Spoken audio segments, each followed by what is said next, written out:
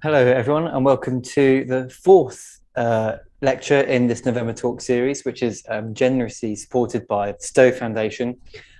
Before we kick off with Anupama Kundoo today, we're really grateful to have. So thank you in advance, Anupama. Just want to say a quick note about the Sto Foundation, who have been supporting architectural educational projects around the world for the past 15 years. And their support of the November Talk series has enabled us, the LSA, to have 2 years worth of lectures, which we've had some excellent speakers both last year and this year. And for the final installment for this year, we have Anupama Kundoo.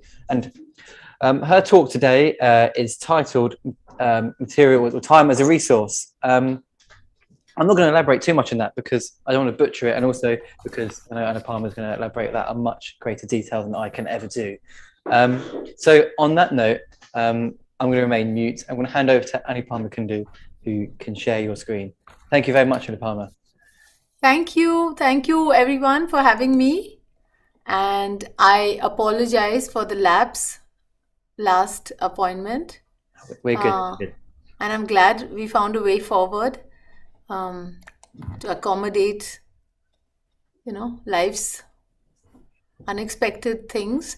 But I'm here and I look forward. I just want to ask you, we're going to have an interaction later with questions, right? After the talk, there will be, I'll be asking questions. Also, people in the audience, you can put in questions into the chat and I can read them out as well. All right. So are you able to see not yet my main slide, or can you just confirm that? And I'll reality. Yeah, lovely. Okay, great.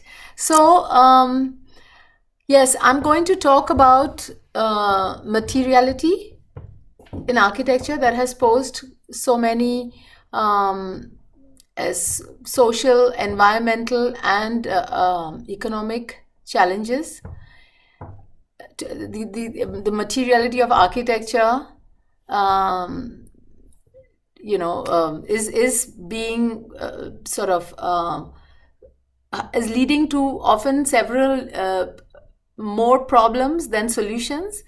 And I would like to speak about the rethinking of materiality in the construction of the built environment, but from the perspective not of purely discussing materials and externalizing the matter, but I would like to talk about how humans engage with materials. And the area of rethinking that I'm calling for is about how decisions that humans make about how to make architecture, how those decisions affect who we become. So basically, I would like to focus on human resources and human resourcefulness alongside the discussion of materiality. So I have brought in the idea of time as a resource, our own time, our own the time that we make available to thinking and rethinking solutions, or as compared to our habitual way of doing things. And I think for me, the most important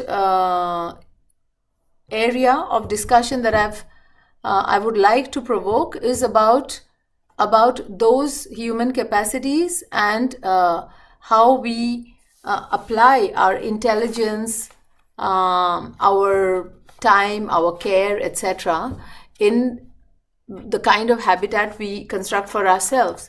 So I would like to begin by reading a small text. I mean, maybe not so small, but please bear with me before I show you examples from the 3 decades of my work as an architect and also as a professor of architecture. I would like to illustrate some strategies that I have put together in terms of addressing the question of materiality. But before I do that, I would read from a paper that I have recently published, where I explain where I'm coming from and the complexity of what kind of crossroads we are standing at today, and what made me approach architecture and my own experimental practice in the to answer certain questions that came up. So I'm going to share some of those questions with you and some of the findings. So I'm just going to read out now. Architecture is the stage on which all human stories are lived out. Where once the stage was constructed by everyone, the stage today is almost exclusively constructed by professionals, virtually all of whom specialize in one trade or another. The growing economically motivated separation between professional builders on the one hand and the users of the built environment on the other is socially and environmentally destabilizing. Ordinary human beings are losing their ability to participate in the construction of society's largest undertaking, the built environment. That loss is leading to a slow erosion of human skill, social and physical engagement, and individuality. Since the beginning of the Industrial Revolution, the construction and operation of the built environment has consumed natural resources at a rate that has exceeded global population growth. In too many cases, these resources have been wasted only to create urban ugliness. Technological advancement, standardized industrial processes, and our own unexamined belief systems and habits, especially those that have been promoted as saving time, reducing costs, or offering more comfort and amenities in our built environment, have delivered uneven benefits. Except in a handful of countries, construction projects across the world don't move any quicker than they used to 50 years ago. Homes and commercial real estate are becoming more expensive and increasingly out of reach for the majority. Cities around the world are shedding their identities, and many modern buildings in different countries across the world are practically indistinguishable from one another. The loss of aesthetic diversity is its own unique form of ugliness, as if all human stories are the same. Why have the purported gains from technological advancement not resulted in housing that is more broadly accessible? What should we do about the conflict between our desire to improve living conditions for all of humanity versus the unsustainable trends in resource consumption? And what of the largest losses of all?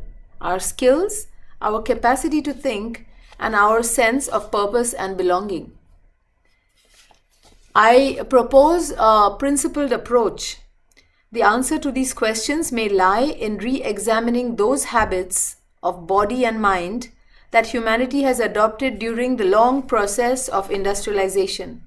Foremost among these are the notions of time and its scarcity. If time is perceived to be scarce, then it follows that a rational professional, an architect, would prefer to specify pre-designed, standardized materials and components and outsource to experts those tasks she believes she isn't qualified to handle. That preference, once it becomes a reflexive habit, has pernicious effects on the choice of form and materials. These effects are a consequence of the growing and unquestioned disconnect between what might have been possible with a little more thought versus what ends up happening when design decisions are effectively outsourced to someone with a standardized product or a preferred solution. The point is simple. We think we don't have the time, so we don't take the time to think. That mindset has avoidable consequences. So this lecture is going to address how to avoid that mindset and its consequences. As athletes seeking to develop strength and endurance spend countless hours in practice and all their energy in exercise, so also should we, seeking more engaged and purposeful lives, look to spend, not to save, to spend more time in deliberately creating the built environment of the future. Our time is not an expense to be minimized. Rather, it is a wasting resource that we should be eager to employ. It is the misguided disuse of our time and therefore of our intelligence that leads to wasteful overconsumption of finite natural resources and a lower quality of life. The idea is to imaginatively and purposefully use our time to create an abundance that can benefit all. So I'm going to show you, I think, 12 strategies. Yes, 12 strategies that can help thoughtful design professionals achieve multiple objectives at once, reduce a building's environmental footprint, extend finite resources, house more people, develop human capital by teaching building trades and skills, and support local economies. The most important principle guiding any effort to alter mindsets and practices surrounding urban materiality is this: that the emergent built environment must facilitate better lives for all of humanity. So I want to also just mention here, before I go into the strategies, that given the diversity, vast diversity of cultural, the culture of building and all the different kinds of materials that we have developed through vernacular architecture, depending on what was available where, and the skills developed according to the materials that were on the spot, we have today a scenario where reinforced cement concrete, frame structures, and brick walls as infilling, not even as structural elements, just either as veneer or as infilling, not allowed to carry load. These kind of building systems have become universal vernacular building technologies of today, and that comes with a huge amount of over design and resource consumption on one hand, and a whole knowledge of building and all related skills disappearing on the other hand. So when I graduated 30 years ago, over 30 years ago, I already was at this crossroad that we find ourselves. And at that time, I used to ask myself, what is the point of doing efficiently things that need not be done at all? And I think with a very simple and innocent approach, to figure out, when you think about what to do with the rest of your life and the meaning of life and all of those things, to bring a coherence between what one aspires and what one actually does day to day, I landed up questioning and dismantling many constructs for myself and producing a practice that was at that time considered unconventional, and gradually, as we persisted, we have been able to go deeper into a lot of technical issues. And through this very basic beginning, we decided to question more and more assumptions, and that's what led to these strategies. So I'll share them with you hereafter. So the first one is that material is best treated as local matter. As you have seen that the architecture I showed you, made out of stone in a setting that is full of rocks, or every other old settlement, where you can directly see that the materiality is literally the local matter being a matter being moved from one spot to another, and the molecules being kind of permanently repositioned in architecture, but from the same place. And whether energy goes into doing so, or whether new materials are produced by in using a lot of energy, like by manufactured materials produced in kilns, where energy is an input and waste is an output.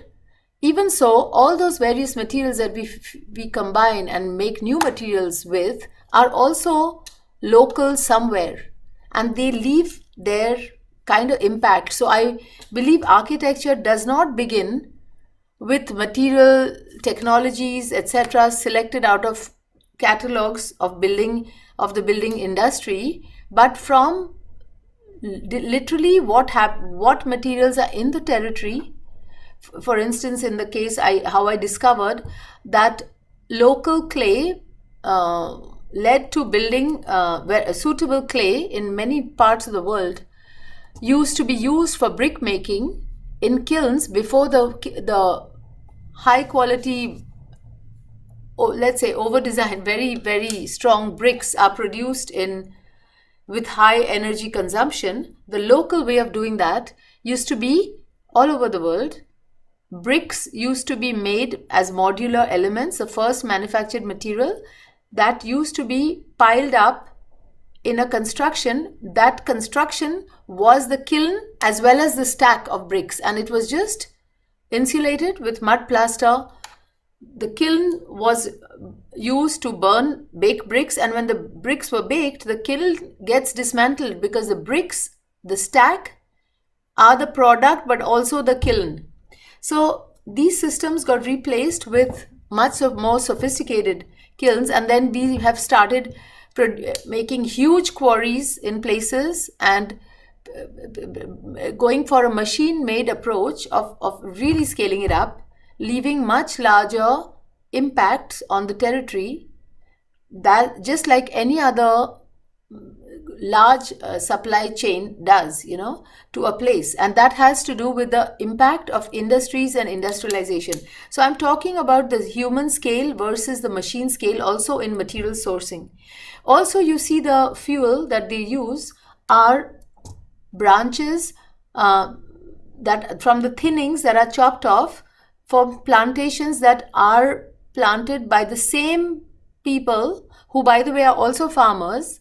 And in a particular season, they produce kilns, when after monsoon, when the clay collects, they make bricks out of it, as much as the clay they have accumulated there. And then they take the thinning. So there's a season when they do this and that. But because the same rice farmer does all of these activities, they are supported by a lot of activities. So if we stop ordering these bricks from them, I don't know to what extent the rice is affordable or not, but in any case, these plantations are made for scaffolding, fairly straight timber used for scaffolding. And the thinnings these are waste for one thing, but they're directly used for fueling another thing. Similarly, there are lime kilns, which are going out of use because people are prescribing Portland cement, even though lime is available. The problem with local material sourcing is that if I design with Portland cement, I don't have to give any instruction because it's like a Maggi noodle thing. You know exactly what is the standardized cement, strength will I get, and how much water to mix. Whereas for lime or for earth, clay, you have to know much more and be able to adapt your knowledge to the local clay or to the local lime. And because of these inconveniences, I suspect a lot of local knowledge and skills are disappearing in favor of the standardized product. And some of my architecture has also questioned those assumptions that if you in today's economy, they always tell you that if you use the same material from the spot, it's more expensive. Or if you eat the local fruit or the mango from your own garden, it's expensive. It's easier to eat those Indian mangoes and cashew nuts in Germany and more affordable than there somehow because of mass production. So this is an area to be really rethought. And some of my projects are, show the direct connect between local material being like literally local. And because often you go to a place and you think there's nothing there, but if you look twice, everything is matter, and architecture can literally be made out of anything. Similarly, these are other, I spoke about material sourcing. This is a hand-sourced, still hand-extracted granite industry, local industry, I would say, where if you look at this slide on the right, you will see there is a small village there. Those people live there and they make grinding stones for masalas, Indian cooking. and they have absolutely these skills of, dressing the stone, etc. So I have been using all that in contemporary architecture. So even if the space is contemporary, I have stuck to the making it out of local, whatever materials and skills are available, and sometimes upgrading those skills and making it actually possible to continue the knowledge that existed, but also to critically examine it rather than throw the baby with the bathwater, basically. So this is one of the strategies. But the second one is that even known materials and technologies or familiar materials have uses we have yet to discover. So experiment boldly. So I'm going to show you a couple of examples. For example, in some of the early houses in Oroville, because I discovered that there were potters in the place, there were a lot of terracotta products, and you'd noticed that the crafts community with different skills, these are in different places, different skills, their livelihood is endangered due to urbanization. And I thought that we should rather perhaps extend, urbanization could guarantee their livelihood if we found a way to use their skills by producing technologies, in this case a roofing technology, to use terracotta, but so much upgrading it and being so much more intelligent that you can produce lots more square meters with the same amount of material. So instead of making tiles that sit on wood, because we don't have the wood anymore, the idea was to build catenary structures, making any substructure redundant so that it's only the tile holding the roof, but it's self-supported, and through these cones you also can give a certain amount of insulation and improve the thermal properties. So this is an example of how one could experiment boldly and make tried and tested, or let's say age-old materials, time-tested materials, be used much more efficiently, or let's say pushing the envelope.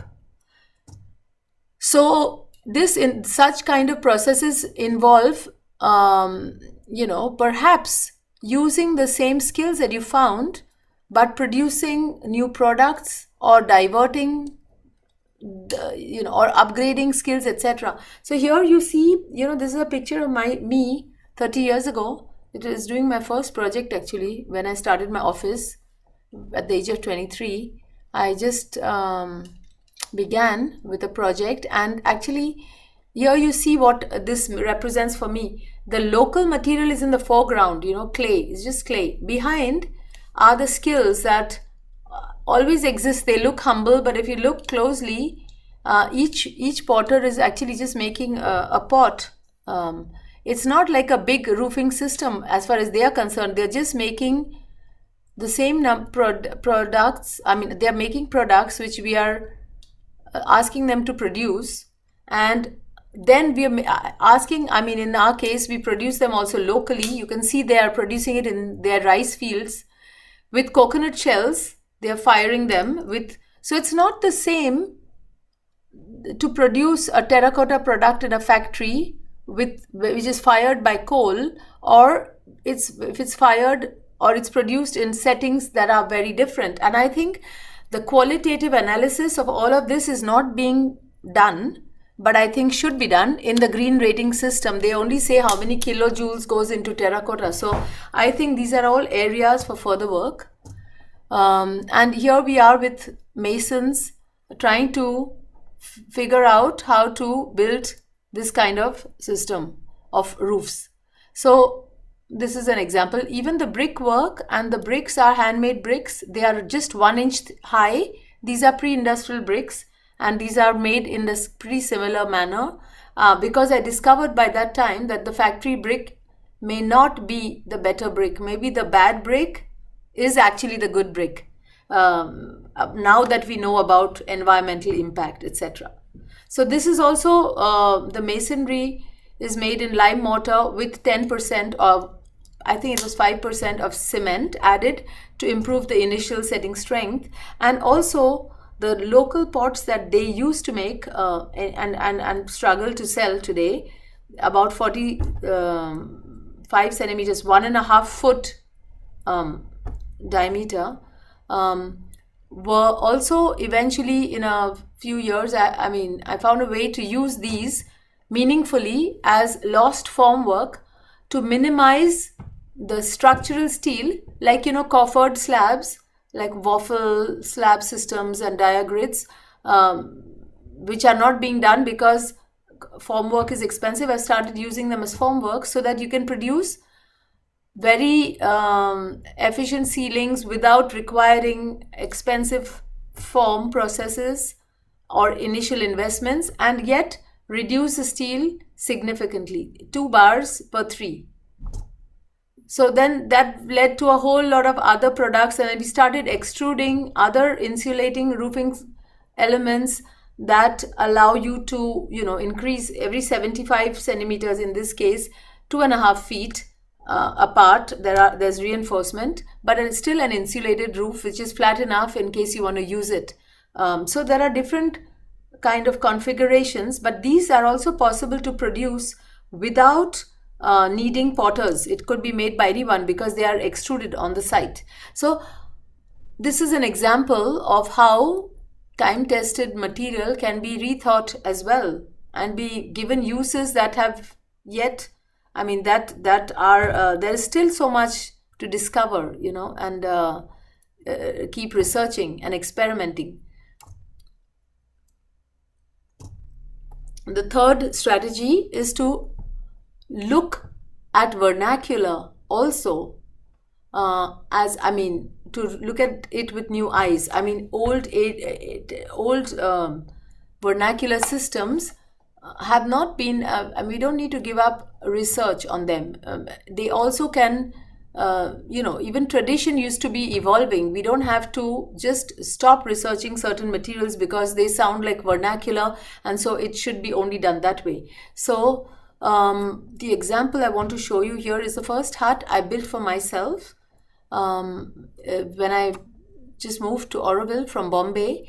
And it was a structure built entirely with natural materials, where even the granite pillars on which the house is, raised, are actually just dug into the ground in sand pits without even cementing them, so that the whole structure can move a little. All the joints are rope, and you can see it's round wood, simply directly used. It's the same wood that that they use the thinnings of. This wood is normally used for scaffolding constructions with rope, and a lot of people actually live in thatch huts with coconut thatch. And what I realized here is also that round wood, as opposed to timber, means that if one really thinks about some of the vernacular way of doing things, you see there's very new areas of optimization. For instance, that a timber section would have to be at least a 25-year-old tree to be able to cut a rectangular profile of the same area, whereas a circular profile would allow you to use perhaps a 3 or 5-year-old tree or a branch, and makes a huge difference if we want to grow the wood ourselves. So the question of what is temporary, how much maintenance are we able to do in a house, etc. Like each of the materials have a different age. Like the thatch must be renewed every 3 or 4 years, depending on how one maintained it, and the wood would last way longer, and maybe the rope would last 20 years. So maybe there are different elements that can be maintained at different time spans, so these are things to think about. So here is a very quite modern space again, but it's built with very basic methods that it is what I found when I went to Auroville, how people were building houses. And these are very affordable and simple dwellings. I lived for 10 years in this hut before I moved out of it and built something more permanent. And throughout, I used to question the idea of what is permanent as well and what is temporary. And how come the property of the timber in a temporary house, the property of timber doesn't change whether the timber or round wood are both wood. And yet we use very different kind of details for when it's permanent, but the properties of wood are the same. It is very interesting for me to think about all these things. Another strategy is to design so anyone can build. In former times, or if you look at animals, every bird and bee is involved in being able to build their habitat. In today's world, everybody can drive a car and, get certain skills. But I sometimes wonder if our technologies don't alienate people from the place to be participating in the construction of their houses, if that's their only way to get a house. And to what extent we should design our technologies to, in fact, enable participation. I don't mean only the participation of residents. Even sometimes masons and craftspeople from a local area are not able to participate because you have to import not only materials and technologies, but all those people who come from a big firm from some other country, because the local people are considered to be unskilled labor. So, that is another strategy for me to always make sure that housing being so unaffordable, some people do not, the bulk of the people do not even have the minimum 10% of the cost through which they could get a bank loan. Whereas if sweat equity counts, perhaps allowing people to participate in the construction of their houses, such as in this co-housing project where we did rammed earth walls and certain simple areas.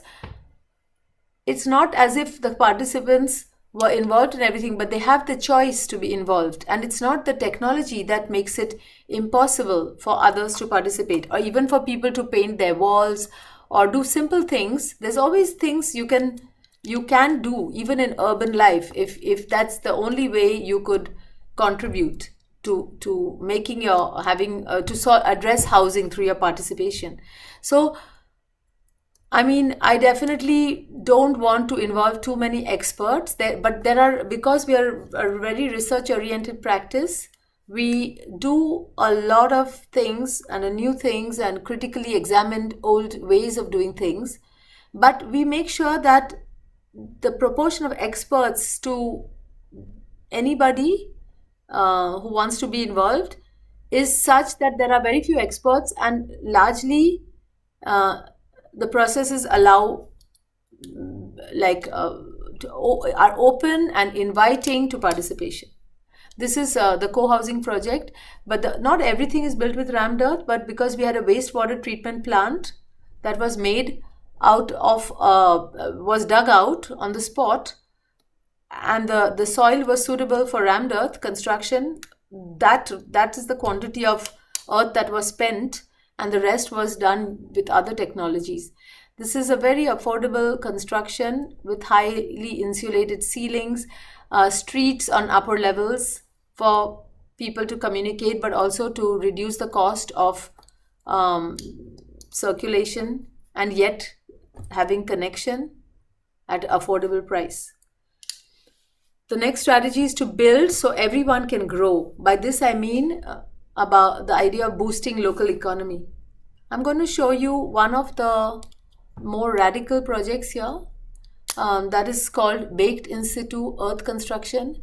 So the idea is that you build a mud house and you build with mud bricks from on site and mud mortar, and then instead of baking it in a factory, instead of baking the bricks in a factory, you treat the house as a kiln, and you use the space to fire other bricks or ceramic products. Now the idea is that in a typical burnt brick manufacturing process, about 40% of the heat you generate gets absorbed again and again by the kiln walls.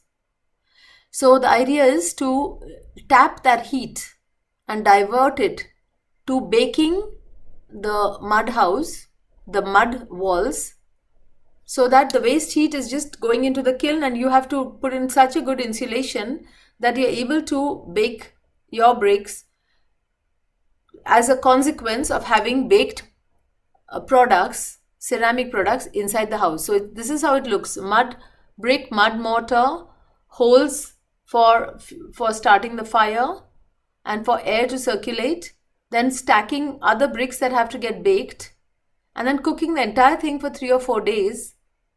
And then you see the vitrification process is taking place and the house cools down for a couple more days. Then you just take away the products and you use it to complete the house, or you build the rest of your house with that. In any case, these bricks, the structure bricks, are now baked and they will not melt away.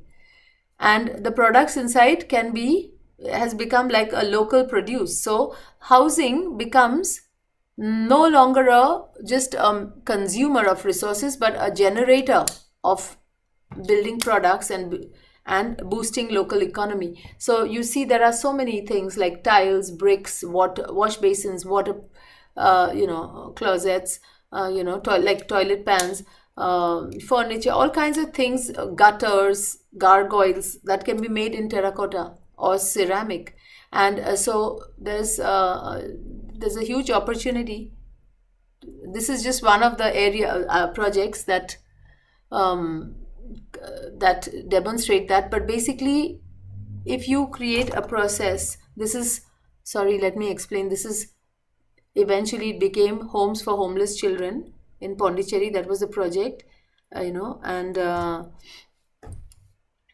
what I wanted to actually say is that if you divert a large part of the budget into not buying materials, take whatever's on the spot, that means in this case local clay, and all the money goes into paying people's time, then you automatically have a social sustainable strategy, which is also an economically sustainable strategy, because a larger chunk goes and remains in the local economy. The sixth strategy is to pay attention to the embodied energy and try to waste as little of that as possible. Especially in my practice in Europe, I've noticed that a lot of energy saving attempts are centered around reducing operating costs of buildings. But you can always retrofit a gadget or a machine or a lamp with a better efficient one. But once you've got your embodied energy trapped in the way you built your building, you can't retrofit that. So I'm much more interested to pay attention to this as well. What I'm going to explain is a kind of investigation that I've done, where I'm working since several years with ferrocement instead of reinforced cement concrete wherever possible, so that very thin 1-inch elements that are reinforced with mostly chicken mesh instead of structural steel, small diameter mesh, distributed evenly, that allows a much more strength, much less material, much less cement, much less steel, but a stronger material. So this is an area of my research centered around this material, and also trying to build using alternative meshes such as natural fiber, glass fiber, and so on. The idea is that there is a much more these materials are more ductile, and in the age of climate change, I think disaster relief, etc., seismic properties being high, this ferrocement will surely have a better performance. This is an example of a modular housing system called Fulfill Homes, and they can be just stacked together in a week and assembled. and it can be adapted, moved around, etc. The louvers and various elements, doors, etc. also made in ferrocement. The idea is to be able to produce prefabricated elements not in factories but in the backyards of people's homes, so to make something that anybody can build and learn the skills very easily, so that you save all the overheads and you don't have bad factory conditions, and you build piece by piecemeal and cure them. And when a house has to be assembled, you just collect all these pieces, and it's the engineer who goes around and supervises the making. But it's really affordable. It's a way of empowering people to contribute to their own housing situation and not create a noisy building industry somewhere. So here you see, this was exhibited in the Venice Architecture Biennale, as you can see, and this that you see in this purple colored element, that's a kitchen element. So similarly, these are all very ergonomically sized to contain all that you have in the wall itself. So the storage is inbuilt, and there are various sizes, and you can pick and choose and assemble. Also, the floor finishes are embedded, so these are very soft waxed kind of surfaces, like stucco almost. You can touch it, it's very smooth. And on the right you see what we call the EZWC. It's a toilet and shower cubicle joined together with a wash basin area. When we did this exhibition in Venice, we actually had got the Indian craftsmen to come and build their modules there in Germany with our engineers, where we wanted to actually test these elements. And as you can see, instead of breaking, it bends. So there's a lot more to be researched here, but these projects, I think this is the direction to go, to be able to save embodied energy and save the quantities of material used if those are high embodied energy materials. This is an exhibition in recently, these pieces shown in Louisiana Museum of Modern Art in Denmark. I had a solo show recently, and I've explained all of this. And one of the other non-modular, I mean not cast in situ expression of ferrocement is a small shelter prototype that I'm testing. And here what we're doing is, because it's so thin, I'm trying to use carton, especially in these times, of so much packaging, shipping, to use that as formwork instead of wood and more expensive materials, just reused ones. So you can collapse that form to carry it to a disaster relief site, for instance. The mesh can be similarly compacted and folded already in advance. And then this structure can be plastered from the two ends. So this is an example of low embodied energy research. The pigments and the details. Then look at trash as unimagined treasure. So there are a lot of things we're doing, related to circular economy, but I look upon urban waste as an opportunity. These are books here that are folded into to use as furniture. But I'm looking at urban waste as, looking at architecture as an opportunity to permanently trap urban waste. Because the material, the walls, if you can use this all up in architecture, then you'll kill two birds with one stone, as they say.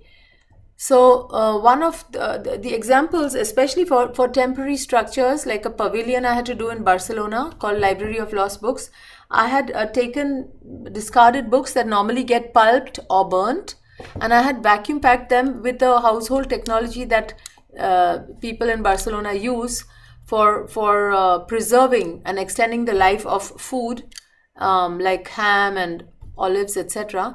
And we were symbolically extending the life of books that were discarded. And then we managed to create, I used the vacuum air extraction to stiffen open books and assemble them into a canopy to give shade to the square where I had to do the pavilion. And this is an example of trying to buy very little material, building literally from what is on the spot. There was this is, you see, it's a library and a filmoteca, so we took their books, what they have to always discard, and with that we built this. And the structure, which is in steel, is now standing in a school, so it can be reused, you know. So no need to waste things that are temporary and then have to discard them. Also, the furniture was developed for this square. But also I'm using discarded materials. Obsolete books is just one of them, but bicycle wheels, etc. I'm sometimes using them also, not only as a product but also in the process, in formwork, in masonry, building broken glasses, etc. Because the fabricated glass block in architecture is very expensive, whereas these chai cups are cheaper, you know, and using this to complete some of the domes, etc. So basically, wherever there's an opportunity to use what is discarded is one other strategy. Then I want to say, talking about engineering a little bit, I think we live in an age where everything is over-designed. And I want to put across the point that good enough is perfect.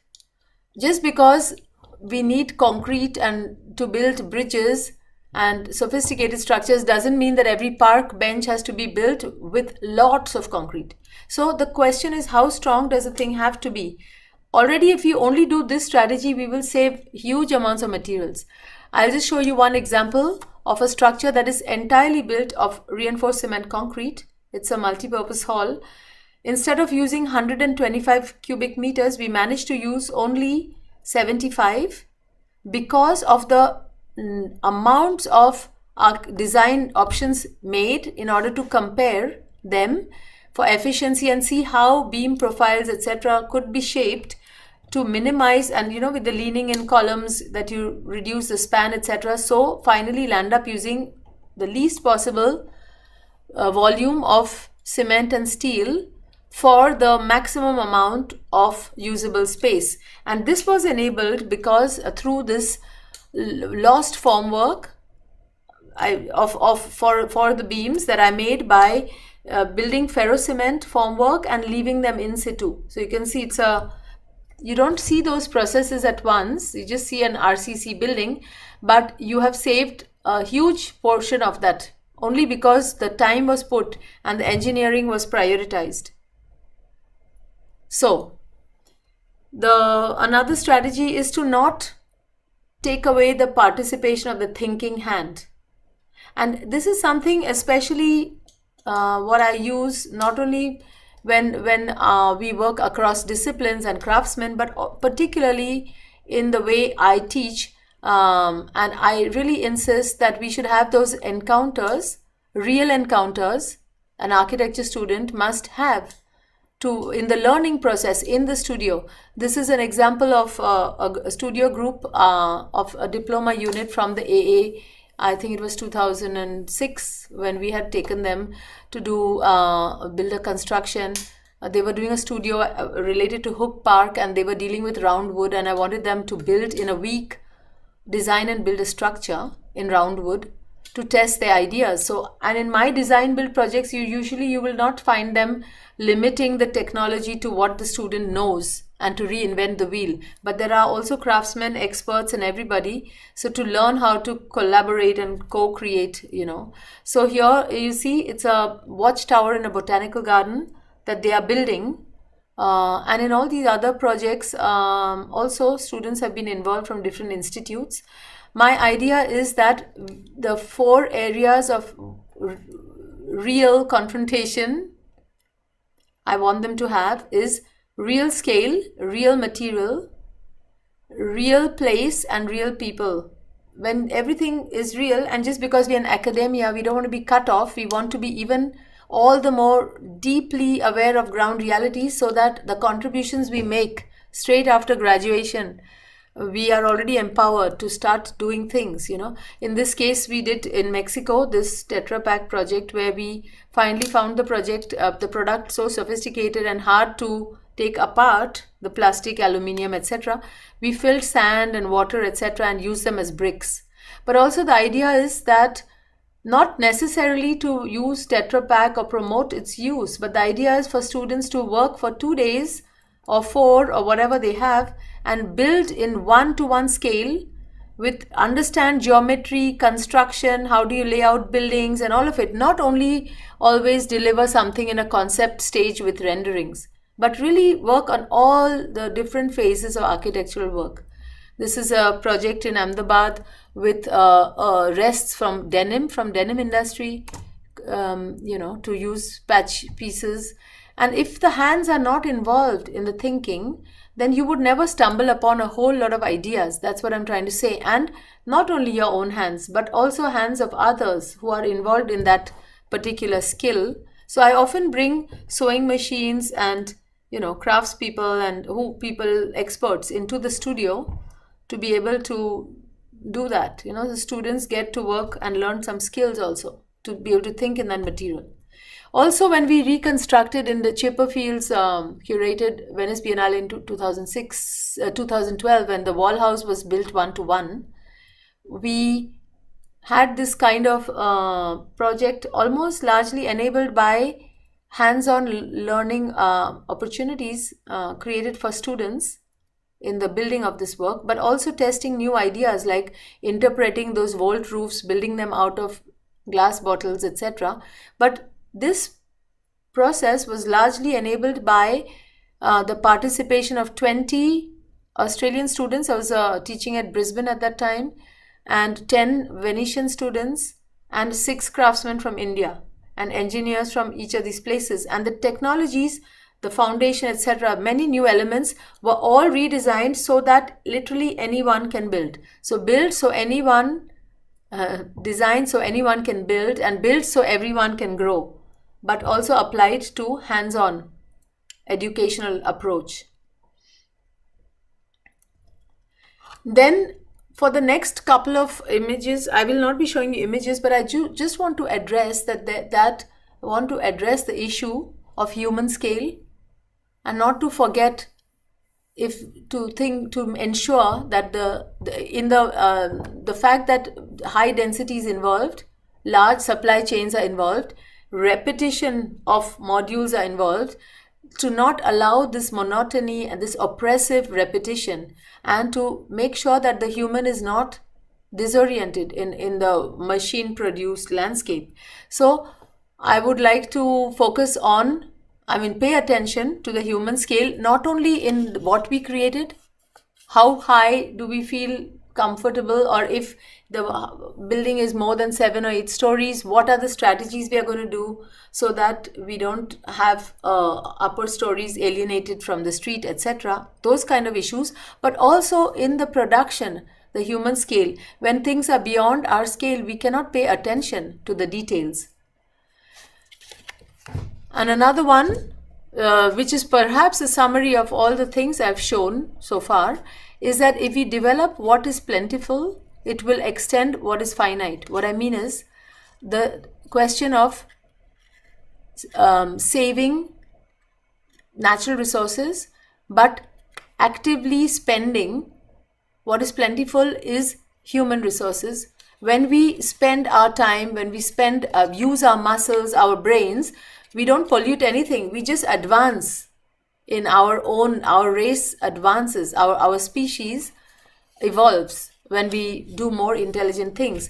So the more we take time to think, I think if you spend more human resources, you will be able to save more natural resources only because of the attention, care, etc. I'm just showing you a couple more buildings without comments because I want to wrap up now. This is a daycare center. I'm just explaining that the buildings do not have a signature style. This is a library which has braille books. So all the buildings have very different looks and outcomes, but the strategies behind them are the ones that make them have the process results in these kind of products.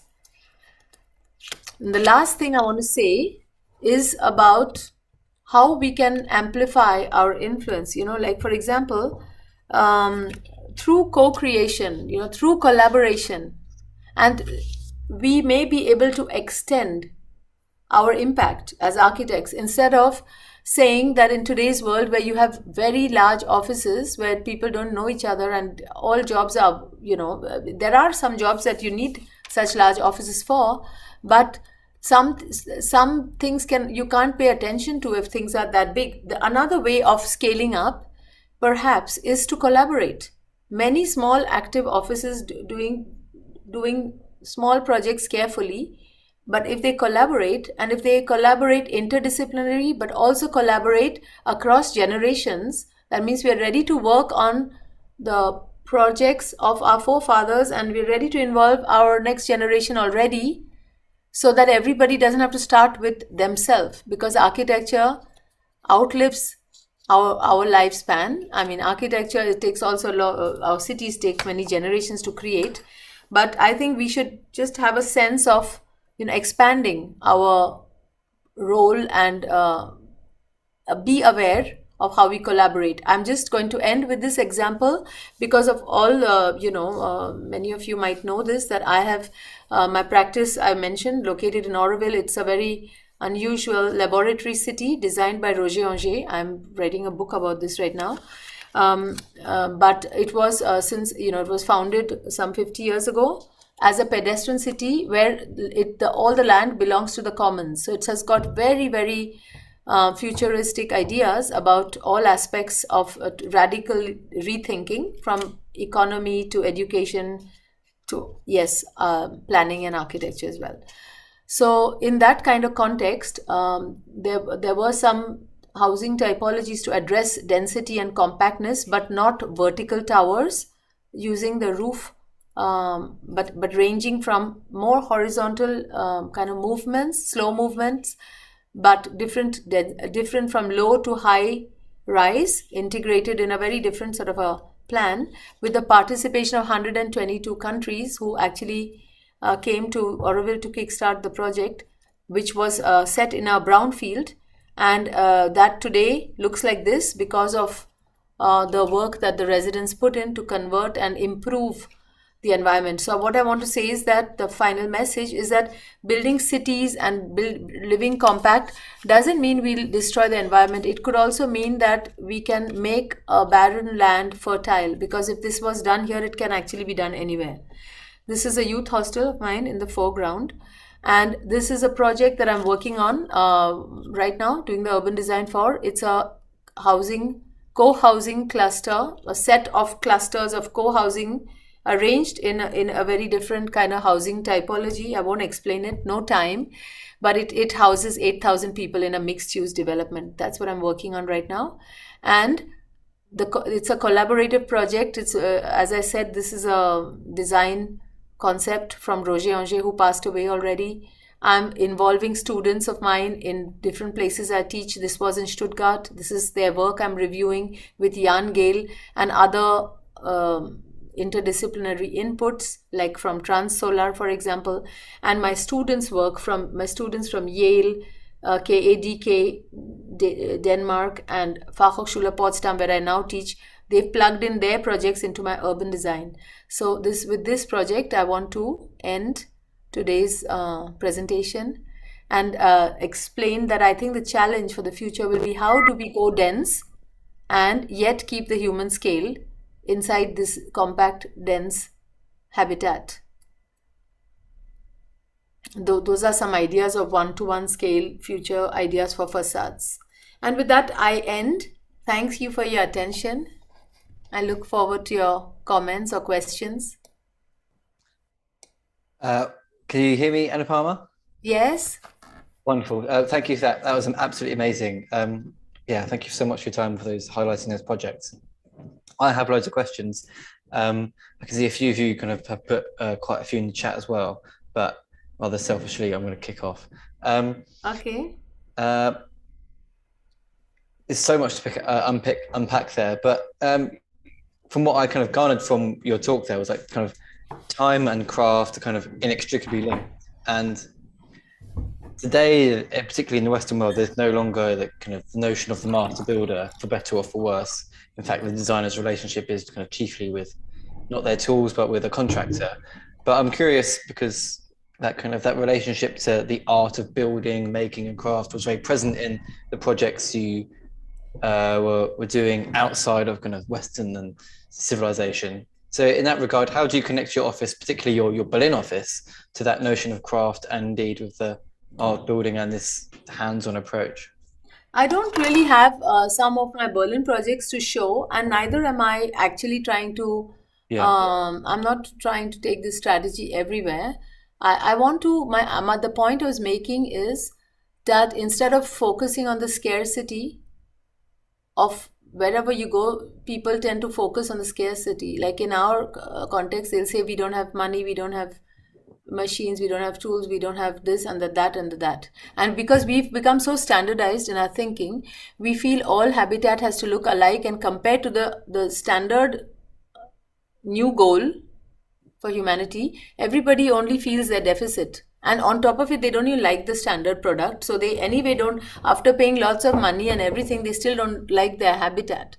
So the point I was making, in my case, I found that I should use, instead of focusing on what we don't have, I want to focus what we have a lot of. So I try to create more abundance out of noticing what we have in abundance. So if there's clay in abundance, I want to use clay. If there's young people who are jobless, I want to give them work. If there are people with skills but nobody wants to buy the product, let's find a product.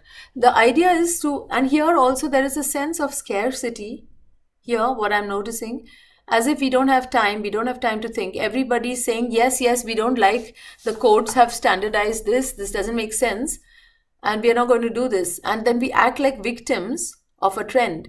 And the point I want to make is we are not victims, because what we can take from, what I try to take from my experience up in another context to here, is that even there, that's not how people build. You can see the other pictures in Bombay where I come from.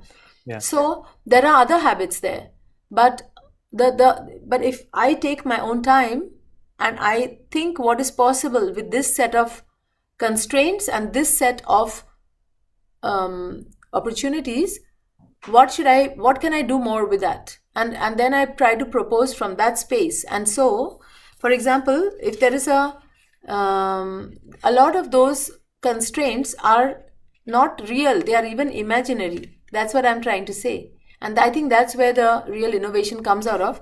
In this context, I feel people unnecessarily feel they don't have time. I mean, actually, people don't have time to do their household movements, and now we have to go to gyms, etc., to do the exercise, and it's fine. But because we also have optimized how the washing machine can take care of, why should we do the repeated action? But with the liberated time, what are we really doing? And I'm saying, at least why not at least liberate enough time to think before you act? And I feel there are many areas where that kind of thoughtless action is being given force by our daily, all of us are perpetuating things we don't believe in. And when I mentioned the word victim, I feel like, see, a lot of these systems, they didn't come automatically and invade our lives. Some people invented those things. Some people designed those ready-made window frames. They did a lot of research. They got their things in the code.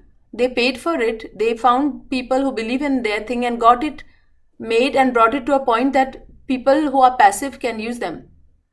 So if people have other intelligent ideas, I feel I have to do the work. I don't believe in the way buildings are being insulated in the name of energy efficiency with horrible products. So if I'm going to be working here in Germany, I do not subscribe to that type of efficiency of energy where you're no longer able to open your window. And now we've seen that COVID has explained that we need air. We're not trying to get efficiency from the readings of our thermal thing of the space. We can also get it in another way. So that will need a whole lot of work. I'm ready to do that work. But I think the problem is not what happens around us, because I think the past and the present don't have to dictate the future, because architects, at least, we should be visionary, if nobody else. That's quite a statement. But I'm so glad you mentioned kind of the latter part of that answer to that question, because kind of one of the reasons I invited kind of yourself, Ebony Shiri, Amin Tahad and Yubaba, all to talk, because that to some extent you talk about architecture's predictability, or its kind of ability to handle predictable situations or respond to them, or produce predictable situations. So Daniel, Armin was talking about sourcing stone from a quarry, leaving it unfinished. You don't know what that's going to look like, which planners didn't really like. Daniel looked at the history of kind of modernism and and how that was producing predictably comfortable homes and environments which we can comfortably work in and exist in. Ebony was talking about working with natural processes, mostly mycelium, the output of which was kind of almost impossible to predict. And kind of with the means for kind of material and labor resourcing kind of you talk about, that's also impossible to predict how long something will take or how much time you're going to have to invest in either research or understanding that material or the craft kind of required to make it as beautiful as you want it to be. And so it's going to be tough for us as a society, particularly within architecture, to kind of deal with that type of chaos.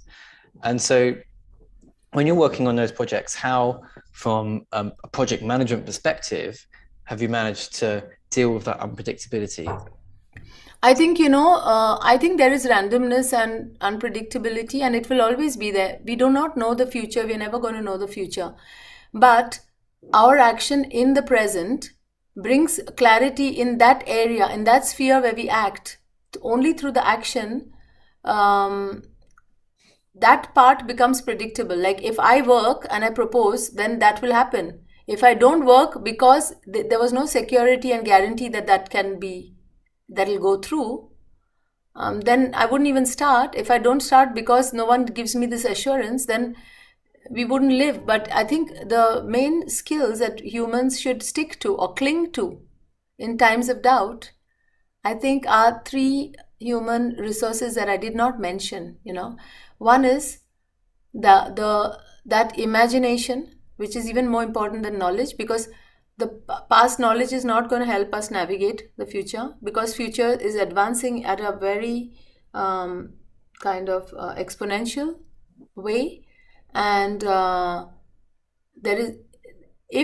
think it's human imagination that actually gives birth to knowledge.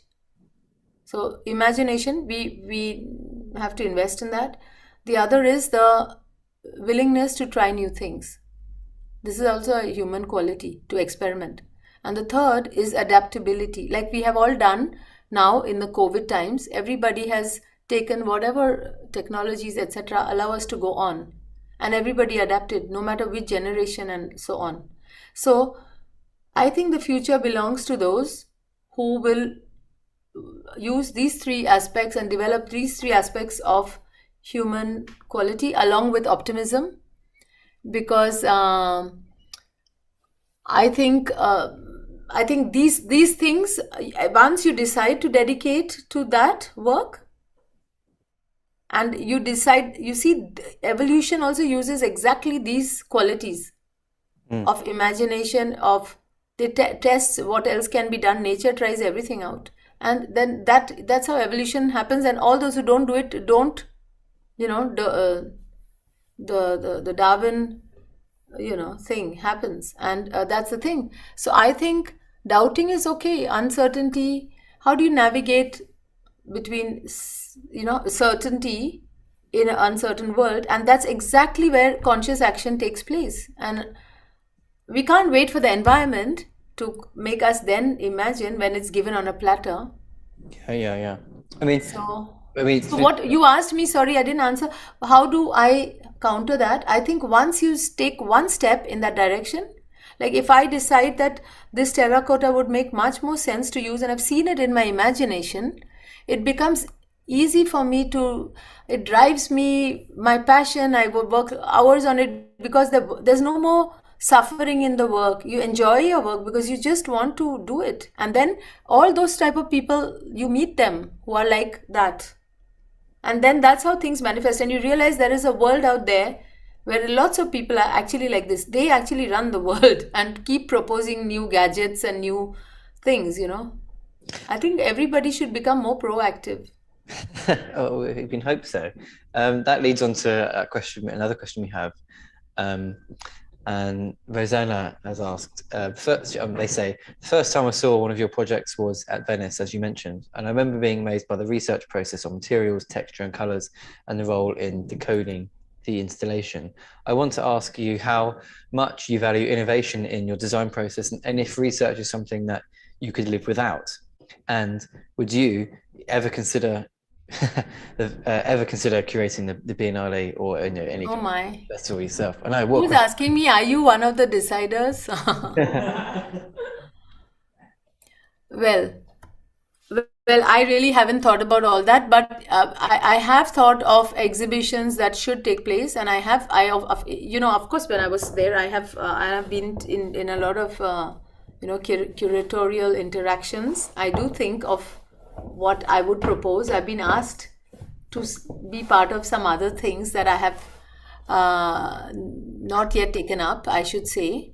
But yeah, I mean, I do have ideas. I would like to talk about things that I feel are not being talked about. But thank you for noticing and for seeing what we had exhibited. And regarding innovation, I want to quote Charles and Ray Eames. I don't believe in innovation for its own sake, just because of some boredom. Of course, I mean, I think boredom also leads to very, very good discoveries. I always tell my children when they're bored, oh, great, because, now you're not doing something for someone else. You finish doing what the teacher expects and the society and so on, and now you're bored. And when you go through it, you will find out what you want to do for you. And a lot of amazing things are born when each human decides to develop their own potential. I think that's the best you can do for your society if you just be more yourself. Charles, what I want to quote from Charles and Ray Eames, I don't know exactly how that quote went, so forgive me if I'm not quoting correctly, that the innovation is not necessary for its own sake, but there are so many genuine problems around us in the world that need to be addressed. If you just address a genuine problem, you will end up being innovative, that's what I feel, because I have not gone willfully. Like if you give me a classic sari or a lamp, which was always there. In India, we had one ambassador car and a Fiat. We've lived those times without having choices. We have the typical glass which looks like that. I'm not someone who's bored by a well-solved product, but I think humanity, there are two things that are changing, that propel or that make necessity is the mother of invention. That on one hand, humanity evolves, human beings evolve, society evolves, so the needs are new. Like just like your foot outgrows your shoe, you need another shoe. And that's why architecture is kind of like always been a custom-made product, actually. And so you have new needs. You have discovered more technologies that can give you more light in your rooms instead of more dark.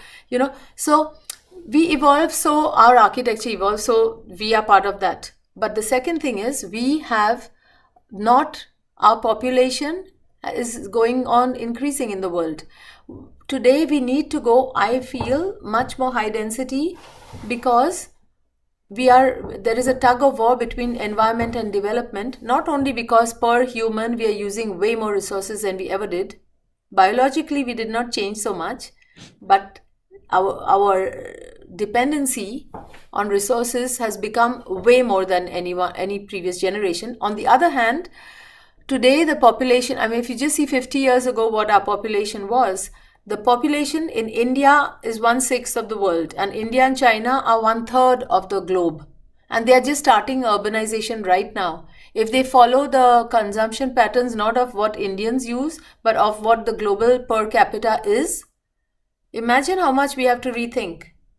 So these are the questions. And for me, one question which is going to drive hopefully my next innovation is, what do you do? Because we need to live in towers, or we need very tall buildings. Otherwise, our footprint, I mean, we lose the agricultural land. Where are all these people going to eat from? So if we keep it compact, then we have to go, and the mobility will be compact. We'll be able to go on foot and bicycle. Then we'll have to go very high. If you go very high, you are not within the human scale. All these towers, I don't think that's a solution. There has to be some architectural, more research, how to feel well, how to solve the human scale while being that tall. That's what I'm working on. Because this is a new problem, I feel, of our times. So based on the problems you detect, you get challenged, like a puzzle. You get addicted. You just can't sleep. You just want to solve that. So that's how I'm doing it. Otherwise, I don't mind. I don't need a new facade just because I'm bored with another facade, that I saw, etc. Yeah, I mean, I'd hope so anyway. It seems from for all your projects, kind of the act of building becomes kind of a narrative which kind of speaks for its architecture. Kind of you waste, like the way you use waste, or kind of using materials you find on site. But I'm kind of curious to know kind of what the decision making is at the very, very start of a project when you first discover it or you first introduced to it. What that decision making process looks like in your office, and kind of how you decide, okay, right, so this is going to be the narrative for this project.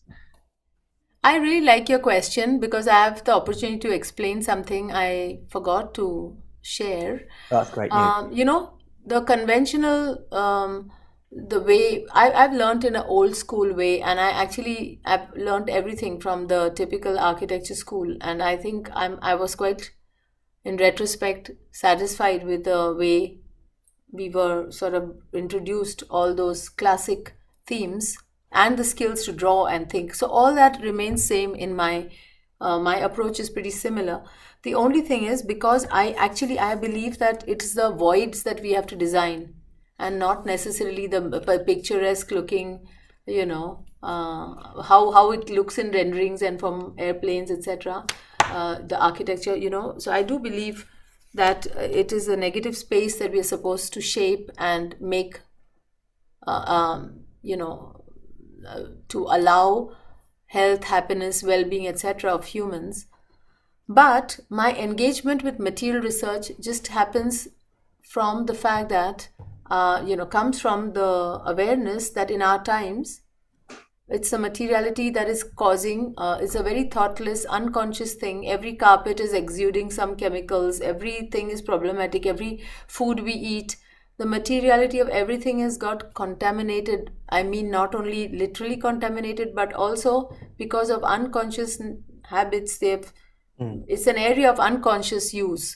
So I have put more attention on materiality, only because I find it the conventional trends we have now are really, really unconscious. And I've done this not because I'm obsessed with materials. On the contrary, I want to transcend materials in architecture and get to a feeling, just like we are not our bodies, we are who we are, and our bodies are vehicle. It makes us be seen and allows us to operate. I think architecture is the same.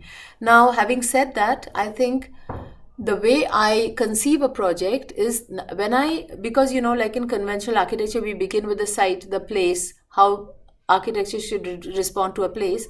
The only thing I've added onto it is that while I study the invisible or the non-material aspects of the place and space, I also pay a lot of attention to the materiality of what is there and who is going to be involved. Because so I realize there are two parallel researches I do. The users of my architecture are going to be experiencing and impacted by the negative space that we designed. And the makers, all the craftsmen, all the masons, and all those who are involved in building will be influenced by what you designed in the materiality. And in that way, architecture influences the users and the makers. And actually, the more and more I advanced in my research, I realized that many more people are involved in the making of architecture than you think. It's not just the masons or the people on the construction site. It's all those people who produce steel or cement or work for brick factories or produce electrical cables or solar panels, all the industries, all those who supply energy, all those who supply water. Everybody's involved in building the urban habitats. A lot of humans are affected by the materiality and the technologies, and the territory is affected. Everyone's affected, either you through being a user or being part of the making. And that's why I give when I begin a project, I do both researches parallel, and straight up start designing. I start negotiating how high tech or low tech I should go for this problem. Who should all be involved? Who are there on the place? And how could the people and the knowledge and skills, how could the project be an opportunity to upgrade some of the knowledges, or like Venice Biennale, how with that budget, if I show some past projects, or should I instead be researching the ferrocement whose strength I want to find out? If I use that same energy and time of all of us collaborating and develop a new thing, then that advances. So where am I putting the resources? I mean, where am I going to invest the natural resources, the money, resources, energy, as well as our time? Those are decisions I also make, not just a design of the form and dimensions and shapes, I do this parallel, and let's do it as a synthetic process. You're investing in the creation of knowledge in every regard, right? Yeah. I've got quite a few more questions. Sorry. You mentioned kind of sweat equity, but also kind of regarding kind of local masons and kind of all the kind of local crafts people that are working on a project, particularly with the kind of more low tech kind of examples which you highlighted. How many of those though are kind of working on a contract to an extent, or like is that what does that contract look like? I think these are very different in different contexts. Yeah. But I mean, they normally work under a contractor so far, the typical ones. But there was only that project where the users were more actively involved. Okay. And I did not, achieve the thing that we are aspiring for, but it's a thing I'm still working on. And I was actually inspired by the fact that I had spent some time in Berlin after the wall came down, and they had launched a scheme called Selbsthilfe, help yourself approach to financing. So in order for those who were in East Berlin, in order for the government to, the state wanted to support the renovation with people's participation. So they said that if the people got together of a building block, and if they are ready to put in, I think 10 or 15% through their own time, then they would be given the other amount, and gradually over time that would become theirs. In 20 years they would be the owners. Or there was some scheme that was quite clever, and what it showed me was that once you have a policy like that, then every architect had to find out what would be the thing that those guys can do. It's really a designed decision, because if there are always, if you want the so-called time efficient thing, you'll say, why involve these local guys? You'll have to coordinate so much. If you do co-housing, you'll have to talk, have many more meetings. Nobody wants to do that. It's all considered in uncomfortable situations. And the cost increases because of that. Because also the professionals will have to put in more time to deal with the unprofessional people. But what happened is, when you see this was a big success, the buildings got done. And because people got engaged, for example, some people only painted windows, or they only came in to carry, some people could work only on one weekday, or some could work in the evenings. So all that had to be brought in. So this was done in an urban context, and it inspired me a lot. And I think if that was possible, then there is much more untapped potential we feel that in the urban context, that people don't actually have time. But people have time, they spend a few hours, I don't know, on Facebook or whatever. If you really wanted if it would allow you to have a house or not, you would find a way to bring in that amount of, it was tested here already. So those are the type of things that the contracts would be different in that case. Yeah. By the way, thank you. It would be a hybrid. Sure. I can see, by the way, we've stolen an hour and a half of your time, by the way, so thank you. I know. I'm gonna have one. It's late. Well, it's later than we are. I'm in the UK, as is everyone else, but you're in Berlin, so it's a bit later. One question, one final kind of provocation, really, and I don't know how you react, so apologies in advance. But what are your thoughts on the word vernacular? I need at least an hour for that. Okay. No, yes, it's quite annoying actually for me because everybody, not only vernacular, but traditional, all those things, Vernacular is, I have actually contributed to one vernacular atlas, and I mean, a lot of people, it is actually mostly annoying. Not every word is not annoying by itself, but if they call my work vernacular, it is annoying because It's pejorative, right? Yeah.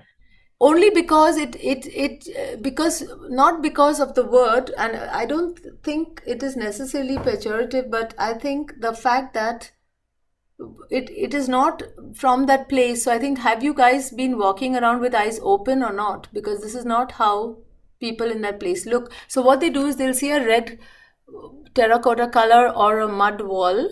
It could be even only painted in that color. It looks vernacular to them, or because I don't know what people they say. Oh, they say it's so rustic. Many clients come and say, "I want a rustic looking house," So people think it's vernacular. I think they just call, if something doesn't look brutalist. I don't know, people use it in a loose and unconscious way, and that's not the word. It's not only the word, but what they associate with that word, that is a bit unconscious. That is a bit of a gray area. So I think what I think of vernacular on its own, I think it is something that traditional ways of building were also evolving. It's not like there is a specific time where mud architecture happened in this way. In history was also evolving. You may have seen one picture of a mud house, but it was in that fixed point in time. It has been also evolving. The houses before it and after that have other details. So I think everything is, if you see it in evolution, and but if you mean it as a static thing, I think it's a very narrow lens. Yeah, I like that you bring it back to a way of building, because in the UK at the moment it's like vernacular is very much, when people use the word vernacular, they're talking about very much an aesthetic project, clad a building in brick, and all of a sudden it's in context with the London vernacular, and it gets an easy ride through planning, and then all of a sudden you can build a building and you can get a high return on investment on what is probably quite a bad building. Whereas I'm glad you mentioned it's how you build, not what you build. Anyway. Yeah, and also there is a sense of nostalgia. Some other people that's actually another mean it as a compliment. Yeah. Because those who are very nostalgic, they say, no, I meant it as a compliment. And by the way, there's another term, I don't know if you know it, in this world of isms, there's another word called contemporary vernacular. Because I was accused of that at some point in some magazine, contemporary vernacular. I like so again there, yeah, but then again, I mean, I find it interesting to discuss, and I think apart from this, if I think about being interested in how people historically built, I'm very interested in how things were built in any case. But I think if you just stereotype things with words, it's a way of saying that I actually don't want to think, and that what irritates me is more that stereotyping aspect of it than the actual meaning of the word. I guess a great answer. I think it's quite a fitting answer to end on, and it's also 1 minute past 8, which is kind of perfect. So on that note, I want to say thank you to everyone who came, and also thank you, Anupama, for a wonderful talk. And thank you to the Sto Foundation for supporting this series of lectures. Thank you so much, and look forward to staying in touch. Likewise, Anupama. On that note, goodbye.